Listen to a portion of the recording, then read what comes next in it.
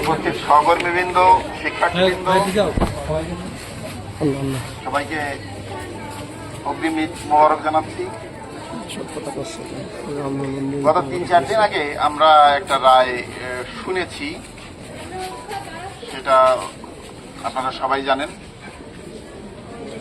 এটা নিয়ে আমাদের ডিজি মহোদয়ের সঙ্গে সকল ইনস্টিটিউটের অধ্যক্ষগণদের মিটিং হয়েছে।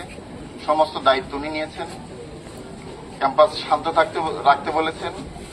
আইনি যে জটিলতা বা সেটা উনি ফেস করবেন, কিন্তু সারা দেশে আমরা এই আন্দোলনের সঙ্গে সহমত পোষণ করে সকল শিক্ষক কর্মচারীরা ছাত্রদের সঙ্গে মিলে আজকের এই পদযাত্রা আমরা শেষ করলাম।